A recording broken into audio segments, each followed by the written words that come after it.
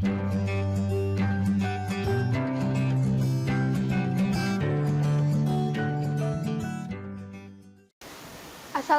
warahmatullahi wabarakatuh. Pada kesempatan kali ini kita akan belajar materi biologi lagi mengenai bahasan tentang jamur atau fungi. Nah, materi ini merupakan salah satu materi yang dipelajari di kelas 10 juga ya. Nah, jamur merupakan salah satu makhluk hidup yang sangat populer ya di sekitar kita. Tapi banyak juga yang menggolongkannya sebagai tumbuhan. Nah, menurut rekan-rekan di sini jamur ini tumbuhan atau bukan? Nah, ternyata jamur dan tumbuhan ini memiliki ciri-ciri yang sangat berbeda sehingga keduanya dipisahkan pada dua kerajaan yang berbeda. Jamur pada fungi, sedangkan tumbuhan yaitu pada kingdom tersendiri, tumbuhan atau plante. Nah, di sini ada sistem klasifikasi 6 kingdom. Kita bisa lihat di sini ya.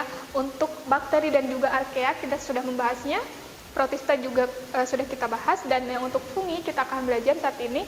Dan untuk ciri umumnya atau karakteristiknya, jamur ini biasanya ada yang uniseluler, ada juga yang multiseluler, dan hidupnya ini menyerap, makanannya ini menyerap gitu ya, tidak melakukan fotosintesis.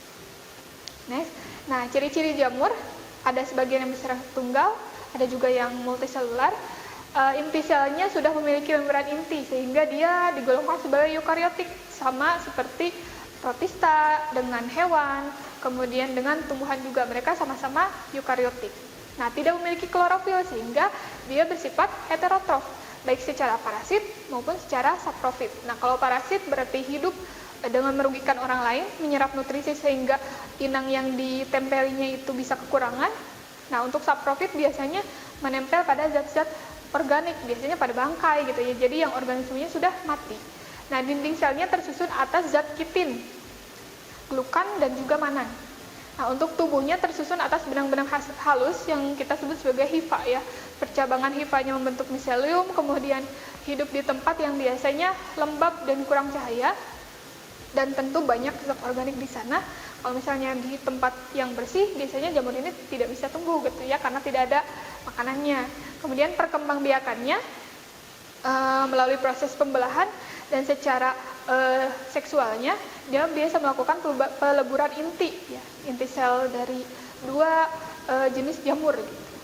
Nah, untuk jamur ini tidak memiliki akar, batang maupun daun. Selanjutnya, ciri jamur ini memperoleh makanannya dengan 3 cara ya, bisa kita luaskan lagi menjadi 3 cara. Yang pertama jamur saproba, yang kedua jamur parasit, dan yang ketiga adalah jamur simbiosis mutualisme gitu. Jadi jamur yang menempel tapi bisa menguntungkan.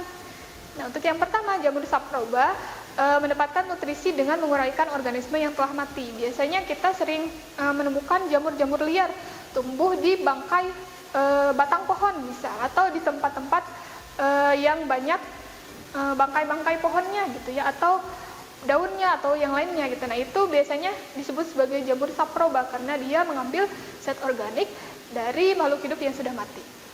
Selanjutnya ada yang namanya jamur parasit. Nah, parasit ini sudah jelas berarti merugikan ya. Ada ganoderma dan juga ada pakospora ya, pakospora. Selanjutnya yang ketiga ada jamur simbiosis mutualisme.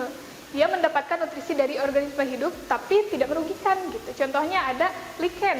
Nah, lichen ini lumut kerak. Jadi lichen ini bersimbiosis dengan lumut sehingga dia bisa bisa berwarna hijau. Nah, sehingga bisa membentuk satu bentuk organisme yang baru yang disebut sebagai lichen. Jadi lichen ini merupakan salah satu gabungan ya, simbiosis mutualisme antara jamur dengan ganggang gitu, sehingga menghasilkan yang namanya lumut kerak. Nah, selanjutnya beberapa klasifikasi dari jamur. Yang pertama ada ascomycota. Ciri-cirinya menghasilkan ascospora sebagai hasil reproduksi seksualnya, dan juga sebagian besarnya biasanya multiselular. Macam hifanya atau jenis hifanya ini adalah hifa bersekat, dan reproduksi seksualnya dengan melakukan konjugasi. Contohnya adalah Saccharomyces dan juga Penicillium. Untuk zygomycota, cirinya adalah menghasilkan zygospora sehingga dia dinamai sebagai zygomycota ya. Kemudian bersifat multiseluler, hifanya merupakan hifa tidak bersekat, reproduksi seksualnya menggunakan zygospora. Contohnya ada Rhizopus dan juga Mucor ya. Untuk Basidiomycota, golongan jamur selanjutnya, dia memiliki tubuh yang makroskopis atau bisa kelihatan, dan biasanya multiselular juga. Macam hifanya atau jenis hifanya bersekat, dan reproduksi seksualnya menggunakan Basidiospora. Contohnya ada Volvariella dan juga ada Pleurotis. Untuk Deuteromycota, ini hidup sebagai sapropit ataupun parasit gitu ya, karena macam hifanya bersekat juga, kemudian reproduksi seksualnya belum diketahui sehingga dia disebut sebagai Deuteromycota itu. Jadi jamur yang baru gitu, belum diketahui reproduksi seksualnya seperti apa. Contohnya adalah Tinea dan juga Epidermophyta gitu ya. Untuk jamur ini ada yang bisa dikonsumsi dan ada juga yang tidak. Nah, jadi harus bisa mengenali untuk jamur yang tidak layak konsumsi, biasanya warnanya, untuk jamur yang layak konsumsi dulu ya, untuk jamur yang bisa kita makan biasanya warnanya tidak begitu mencolok gitu.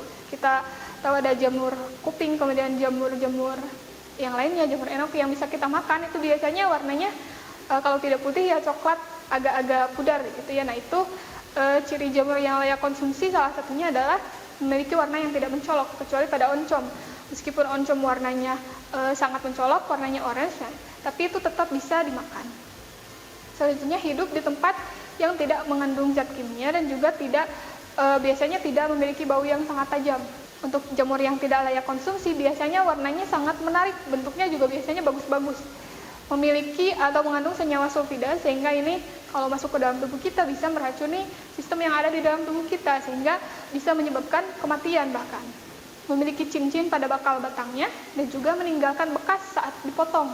Nah, mungkin itu saja ya untuk materi jamur atau materi fungi pada bahasan kali ini. Semoga bermanfaat. Wassalamualaikum warahmatullahi wabarakatuh. Kunjungi sosial media lainnya seperti website kami di pkbmalfata.com, Facebook PKB Malfata Manunjaya, Instagram PKB Malfata _official, dan terima kasih telah klik video ini.